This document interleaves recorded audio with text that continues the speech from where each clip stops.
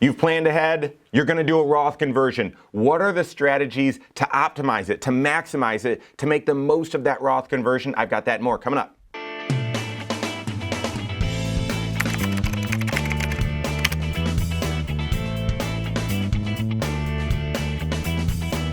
My name's Mike Bernard. I'm the host of the Wise Money Show. I'm also one of the certified financial planners right here at Korhorn Financial Group. Make sure you hit that subscribe button, turn on notifications, and smash that thumbs up button. Roth conversion is a fantastic strategy when you're young or when you're in a low tax bracket because it's a way to get what would otherwise be pre-tax dollars and have them in a Roth account where they're able to grow tax-free for the rest of your life. So every time you're funding retirement, assuming you're eligible from an income standpoint and whatnot, you have the choice of contributing pre-tax towards your retirement or Roth. Pre-tax obviously helps you today. It creates a tax deduction today. So if you're in a high tax bracket today, you'd want to consider doing that. That gives you that tax deduction. Goes into your IRA or your 401k pre-tax. All the activity there is tax sheltered. But then when you withdraw those dollars out there in retirement, after age 59 and a half, when you withdraw those dollars, any dollars, whether the ones you contributed or the growth on that, is going to come out taxable. It will come out taxable. It'll land on your tax return, and you'll have to pay taxes on it or at least report it. And so the benefit there is if you're in a low tax bracket out there in the future, then that makes a lot of sense. The Roth is the exact opposite. When you make your contribution, there's no tax benefit, there's no deduction. So it's really helpful if you're in a low tax bracket today, or if you think your tax bracket will be the same out there in the future, then making a Roth contribution, don't get a deduction. All the activity in the Roth is tax sheltered as well, so all the growth is deferred, capital gains, all that's deferred. But then when you draw dollars out, after age 59 and a half, you can draw that growth out, all the growth. You can draw that out and not pay any tax on it. So it's a fantastic thing. Now, there are times when, I'm in a high tax bracket today, I need that deduction, then all of a sudden, you know what? I think we're in a low tax bracket this year, or I think taxes are going to go up in the future or whatnot. Let's do a Roth conversion and transfer money directly from the IRA into the Roth IRA. Doing that is taxable. Again, anytime you take money out of that pre-tax account, you got to pay tax on it. But anytime you do that, it's taxable. But now that positions those dollars into that Roth IRA to then grow from that point forward tax-free for as long, for the rest of your life. Doing comprehensive financial planning, looking at your cash flow, because I'll share in just a second that you've got to consider that.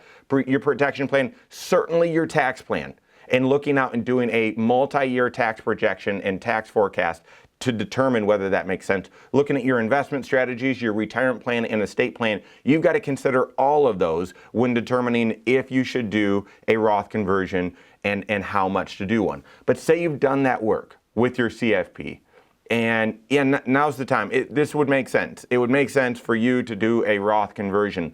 Then how do you maximize it? What are the strategies to optimize doing and fully leverage that Roth conversion? Well, number one is don't withhold taxes on it. And that's going to sound counterintuitive, I know.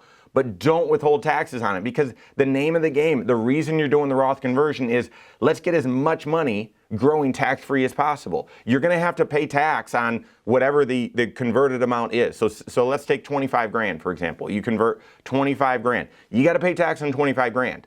Then the name of the game is get 25 grand into that Roth IRA to grow tax-free for the rest of your life. If you withhold taxes, then you'll still pay tax on 25 grand, but instead of 25 grand showing up in the Roth to grow tax-free, something less than that is going to show up in the Roth because you sent some downstream to Uncle Sam to pay taxes. So don't withhold taxes. That is one way to optimize your Roth conversions. Then how do you pay the tax? Well, you could calculate and figure out, I was expected to get a big refund, so I'm going to do enough Roth conversion where instead of getting a refund, I'll break even. Or you could increase your withholdings from your paycheck or increase withholdings through other sources of income. And lastly, you could do a tax estimate. You'll want to do a tax estimate within the same tax quarter as doing the Roth conversion so it's synced up. But not withholding gives you more money in that Roth IRA that will then be able to grow tax-free.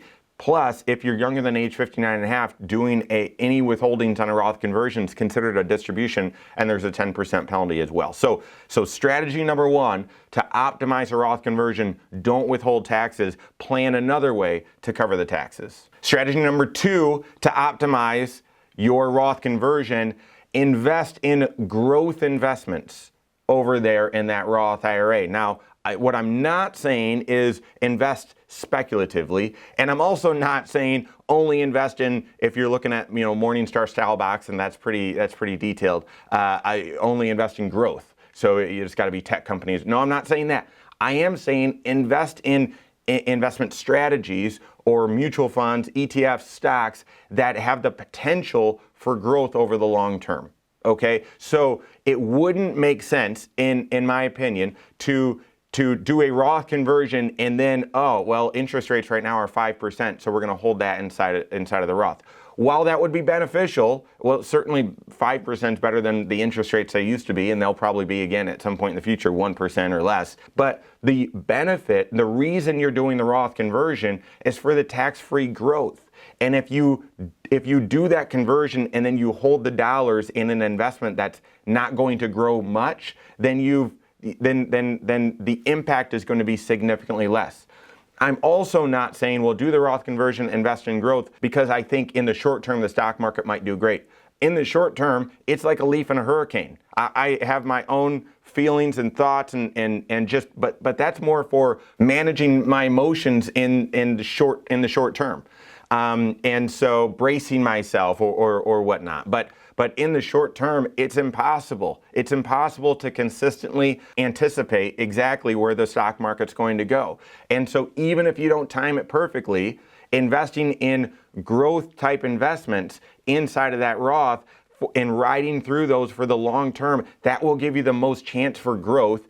And the Roth IRA is uniquely designed for tax optimization on growth. So after you do that Roth conversion, make sure you've got the right investment strategies in that Roth IRA, strategies that should give you long-term growth. And then the third strategy to optimize a Roth conversion is to consider doing it, yes, when you're young, yes, when you're in a lower tax bracket, but also consider doing it when there's a pullback in the markets, when the markets have declined. Now, good news for you and for me, and it normally doesn't feel this way, on average, there's from a high point to a low point within a year, on average, the market's going to drop about 14% at some point during the year. Now, is that going to happen at the very beginning of the year? I hope not. When it happens, will I feel opportunistic? No, you won't. You'll feel like, oh, the bottom's about to fall out. You're going to feel negative, all those same emotions. But if we see that much volatility in the markets, then if yep, it's going to make sense to do a Roth conversion. If we've seen a pullback or if we're in the midst of one, that's a good time to do a Roth conversion, because you will be able to position those dollars, those shares inside that Roth, and that inevitable rebound, even if it gets worse before it gets better, that inevitable rebound will be in a tax-free account. Now, you could also argue, because you can't predict these things perfectly, you could also argue, hey, 3 out of every 4 years, the market's positive, so if I'm going to do a Roth conversion, I should do it early in the year. Sometimes you might not know fully how much conversion you should do or whether you should do one then. And so if you're still calculating, and while you're calculating and coming up with that, we see a drop in the market, then that's what I mean. That would be an opportune time to optimize your Roth conversion. There's more strategies beyond that, but first and foremost, the Roth conversion is something that you need to plan through and make sure makes sense in your situation. So work with your CFP on that. And then those tips, those tricks, those hacks to optimize and make sure that you get all the goodness possible out of that Roth conversion. Work with your CFP on that. I hope these 3 tips helped you. Work with your CFP though. If you don't have a CFP on your team, contact one on my team. Find us online, Korhorn.com. That's Korhorn with K. WiseMoneyShow.com. You can find us there as well. Otherwise, reach out to us by phone. You can call or text us 574-247-5898. All right, there you have it. Go out and take your next wise step in your financial life.